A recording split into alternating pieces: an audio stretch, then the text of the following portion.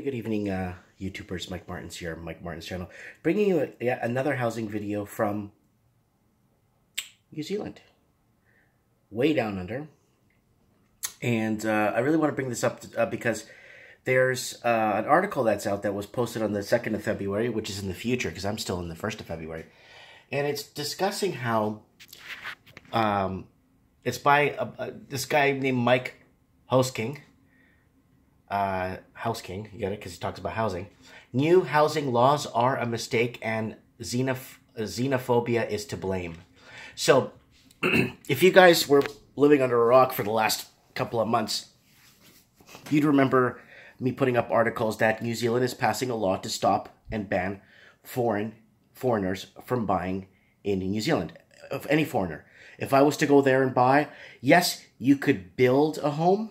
You could just build, apparently you could build a home, and then you can't buy an existing new home. There's lots of laws, like it's a lot of pre-builds I think you can't get in on. It's a lot. Basically, you're not welcome. Basically, outside money is not welcome. Now, my question to you guys, because I got a lot of really good people that comment on my comment section. My page is built off comments. My page is built off the viewers that give incredible feedback. Now, New Zealand is a disaster. A lot of people that are renting are paying $200, $300, $400, $500 a week to live. They're living in a disastrous housing situation. None of them could afford to buy. A lot of people in New Zealand are holding back on having children and starting families because they can't afford to. A lot of people are holding back on everything because they can't afford to own and settle down and lay roots. So, you know, New Zealand is very severely, heavily dependent on the housing market, just like Canada.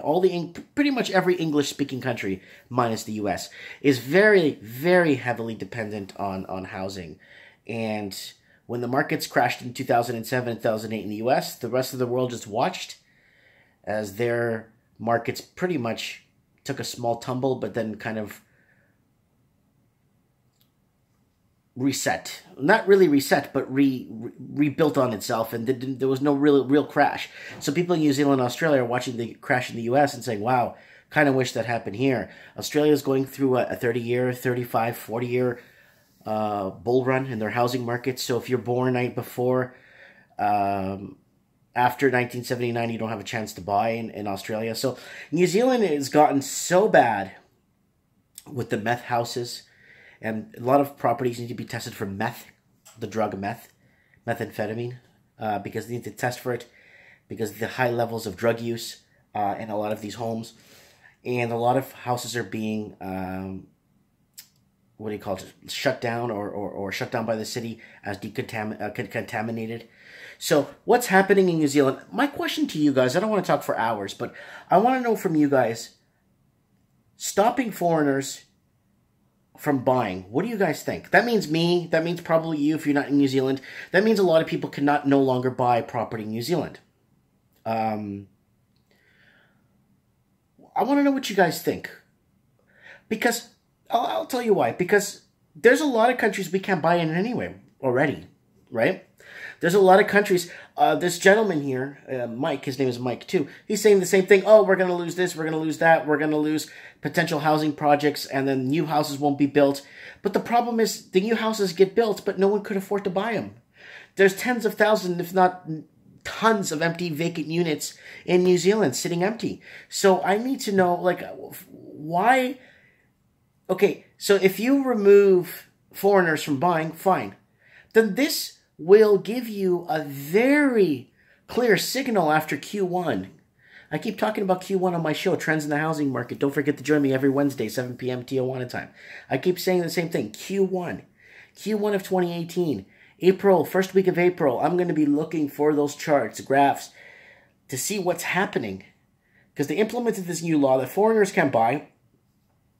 And is it a good thing or a bad thing?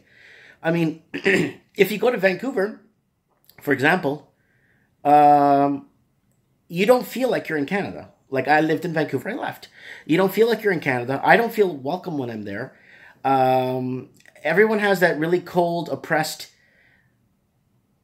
upset look in their faces when you see them going to work or on their way going for a walk, or no one's happy to see you. It's like, that's just how I felt, and that's what happened.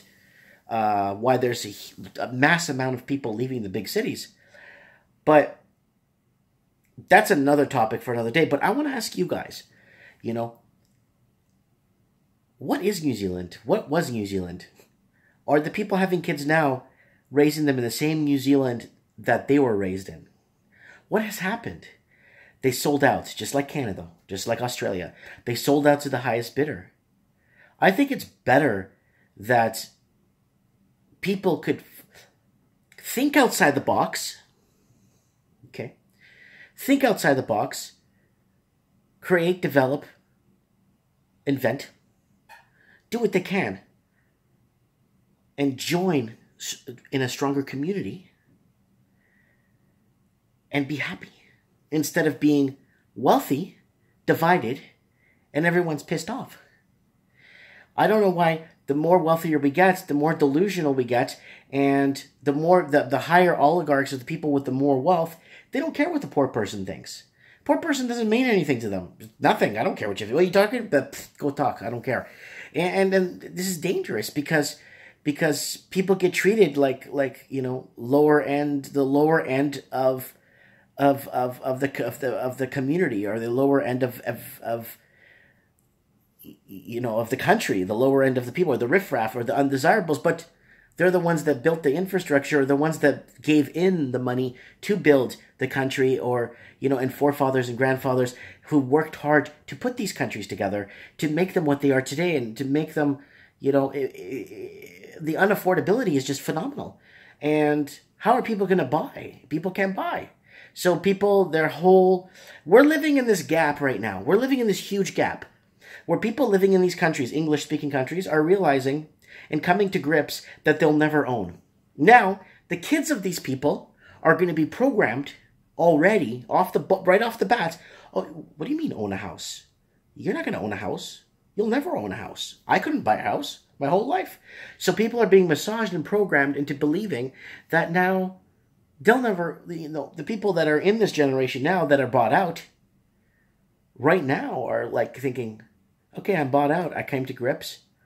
Either I leave the city or I stay where I'm at and try and make ends meet and just live day by day, and hopefully, things change.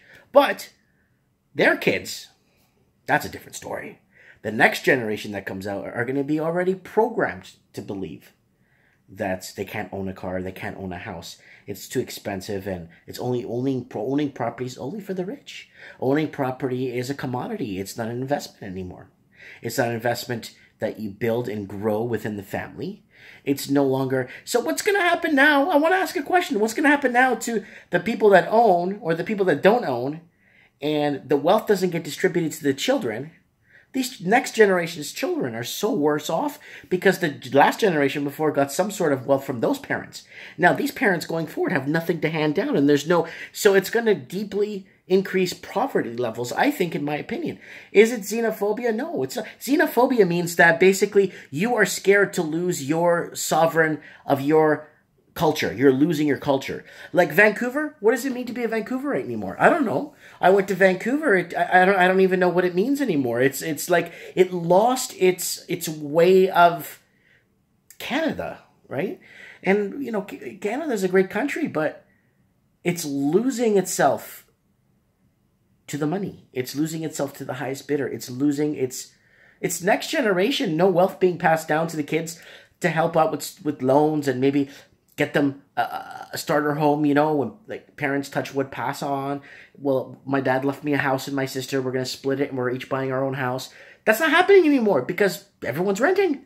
So what happens with that level of wealth doesn't get passed down. It gets stuck in empty homes and then it gets sent to somewhere else, to whoever owns the properties. I don't know, guys. Is it xenophobic? What I think New Zealand is protecting its proper people. I think New Zealand is starting to see that, hey, we're not taxing a lot of people's wages anymore. There's not a lot of people working as much. We're screwed. We're not The best thing to do for a country is to fabricate, create, export, and then tax the crap out of the employees, tax their wages. At least they work, they get money, they're not on the system collecting, and whatever they're making, batteries, I don't know, make something. Australia, New Zealand made, only made in New Zealand, or something. Support your neighbor, keep your neighbor employed, you know, something, make a campaign or something. But I don't think it's xenophobic when you want to protect the interests of your culture, because once you lose that, it's over. You could kiss it goodbye. And your kids going forward are going to have a really tough time because they won't fit in into the culture you taught them of what has to offer in the country. You know what I'm saying, right? I want to know what you guys think. I'll leave a link below to the article here from New Zealand. And New Zealand's had one of the most rougher rides in this housing bubble, this housing crisis. Australia, a lot of people would argue and say yes, but then you had the price drops in Perth because the price in the ore dropped and stuff. And then you got this mass exodus in Auckland going to that other town. What is it? To Wilo Tupac? I don't even know the name of that town. Where now it's one of the most expensive cities in New Zealand, and it's some beach town that's gone through the roof because everyone's left the big city to migrate to another city, and everything's going nuts. I don't know, guys. Let me know what you guys think. Comment below. I'd like to know your comments. Is New Zealand being xenophobic? Yes or no? Comment below. Thanks for watching.